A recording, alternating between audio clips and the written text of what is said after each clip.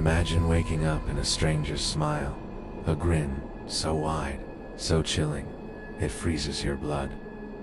You're trapped in a pawn in their twisted game, and the rules are carved in shadows. One wrong move, and you're gone, erased like you never existed. This is the Smiling Stranger's deadly game. A story that'll claw at your nerves and leave you questioning who's really in control. Tonight, we're diving into a tale so intense, it'll make your heart race and your skin crawl. Picture this, a small, foggy town called Black Hollow, where the mist clings to the streets like a living thing. It's the kind of place where everyone knows your name, but secrets fester behind every smile. Mia Harper, a 16-year-old girl, is about to learn that some smiles hide a darkness you can't outrun. Mia was just a regular teen. She lived in a tiny house on Elm Street with her mom, a nurse who worked late shifts at the hospital. Mia spent most nights alone, scrolling on her phone or doing homework, the hum of the TV her only company. She was shy, kept to herself, and liked it that way. But Black Hollow had a way of pulling people into its mysteries, whether they wanted it or not. It all started on a chilly October evening. The air was thick with fog, and the streetlights buzzed faintly, casting weak pools of light. Mia was walking home from the library, her backpack slung over one shoulder, earbuds blasting her favorite playlist. The streets were empty, or so she thought. As she turned onto Maple Lane, she noticed him. A man standing under a flickering street lamp, his face half hidden in the mist. He was tall, lanky, wearing a dark coat that seemed to blend into the night, but it was his smile that stopped her cold. It stretched ear to ear, too wide for his face, like something carved onto a jack-o'-lantern. His eyes glinted, sharp and unblinking, locking onto hers. Mia's stomach twisted. She yanked out her earbuds, her music replaced by the thud of her own heartbeat. "Hey there," the man called, his voice smooth, almost friendly. "You look lost." Mia wasn't lost. She'd walked this route 100 times, but something about his tone, that unnatural grin, made her skin prickle. "I'm fine," she muttered, quickening her pace. The man didn't move, but his smile widened. "Careful, Mia Harper. The fog plays tricks on lonely girls." She froze. How did he know her name? Her breath hitched, and she spun around, ready to run, but he was gone. The street lamp buzzed above an empty sidewalk. No footsteps, no trace. Just the fog curling around her like icy fingers. Mia sprinted home, her sneakers slapping the pavement. To choose, she locked the door behind her, double-checked the windows, and sank onto the couch, trying to shake the image of that smile. She told herself it was nothing, a creep playing a prank. But deep down, she knew it wasn't. That night, as she lay in bed, she heard it. A faint tapping at her window. Tap, tap, tap. She didn't dare look. The next morning, Mia tried to act normal. She went to school, sat through math class, and laughed with her friend Sarah at lunch. But her eyes kept darting to the windows, half expecting to see that grin peering back. Sarah noticed. "You okay, Mia? Huh? You look like you saw a ghost." Mia hesitated. She didn't want to sound crazy. Just, "Saw a weird guy last night. He knew my name." Sarah's eyes widened. "That's creepy. Did you tell your mom?" Mia shook her head. Her mom was always exhausted, barely listening when Mia talked. Besides, what could she say? Smiling Man scared her and vanished. It sounded like a bad horror movie. That evening, Mia stayed late at school for art club. By the time she left, dusk had settled, and the fog was back, thicker than ever. She took a different route home, cutting through the park to avoid Maple Lane. The swings swayed in the breeze, their chains creaking. She walked faster, her breath puffing in the cold. Then she saw it, a note pinned to a tree, flapping in the wind. Her name was scrawled across it in jagged red ink. Mia. Her hands shook as she grabbed it. The paper was crumpled, the words inside written in the same neat, chilling script. Welcome to my game, Mia. Rule 1. Don't run. Rule 2. Don't tell. Rule 3. Survive until dawn. Let's see how clever you are. Her throat tightened. She crumpled the note and shoved it in her pocket, glancing around. The park was empty, but she felt eyes on her, heavy and unyielding. She broke into a jog, then a full sprint, her backpack bouncing. She didn't stop until she was inside, doors locked, curtains drawn. Mia didn't sleep that night. She sat on her bed, phone in hand, the note burning a hole in her pocket. Who was this guy? How did he know her? Was he watching her right now? Every creak of the house made her jump. At 3 a.m., her phone buzzed. A text from an unknown number. You're not very good at Rule 1. Her blood ran cold. She hadn't told anyone, but running home, did that count? She typed a reply, fingers trembling. Who are you? What do you want? But the message wouldn't send. The number was blocked. The next day, Mia was a wreck. Her eyes were bloodshot, her hands shaky.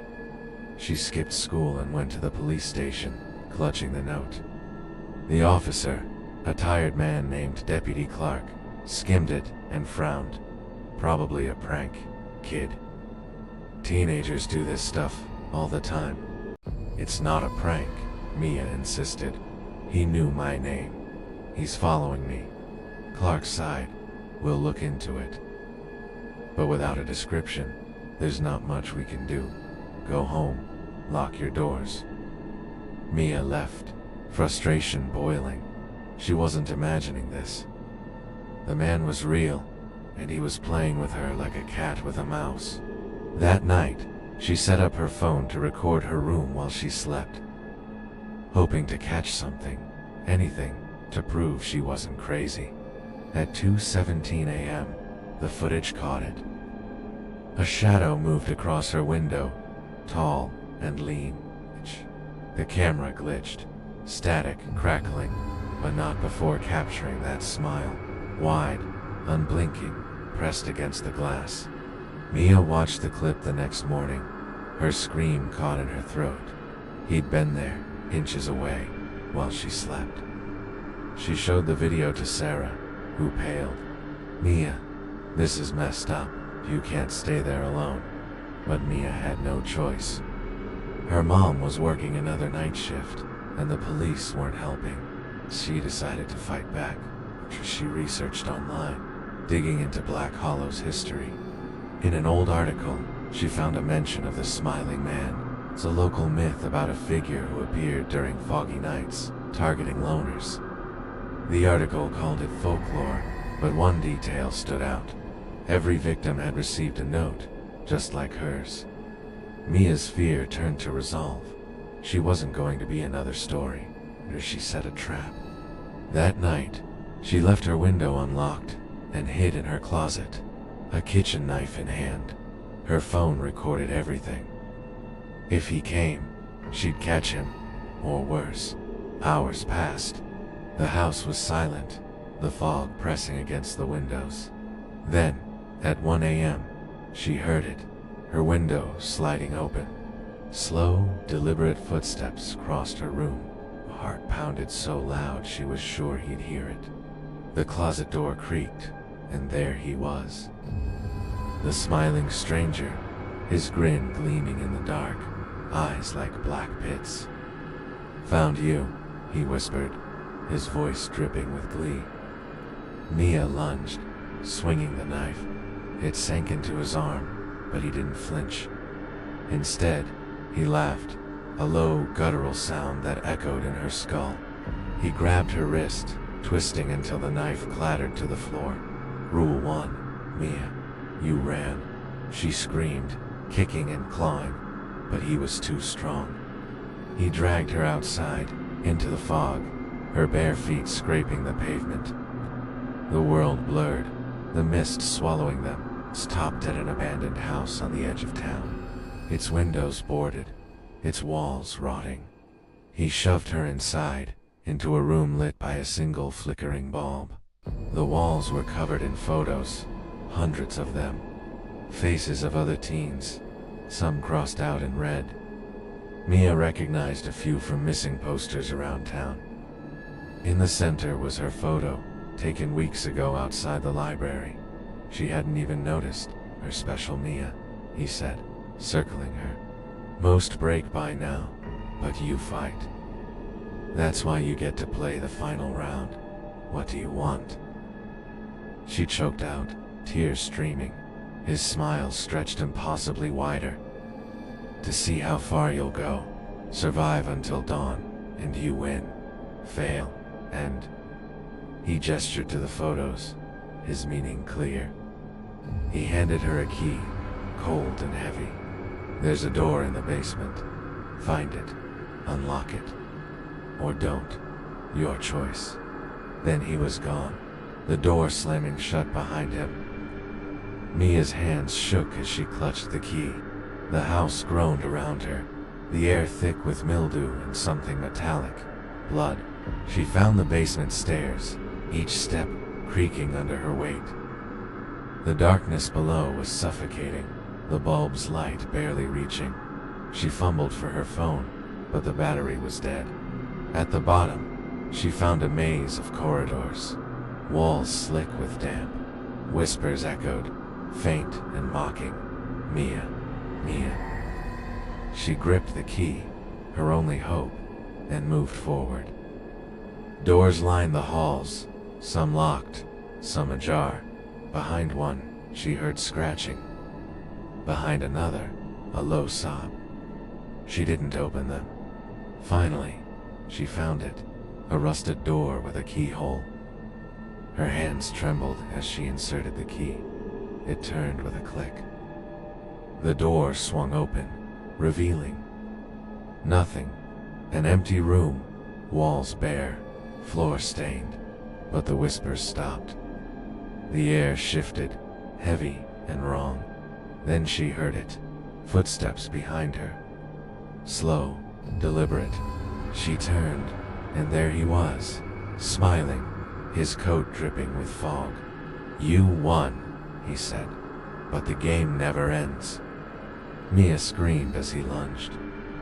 She stumbled back, tripping over something soft. A body. The room spun, her vision fading. When she woke, she was outside, lying in the grass. The house was gone. The fog was gone. The sun was rising, painting the sky red.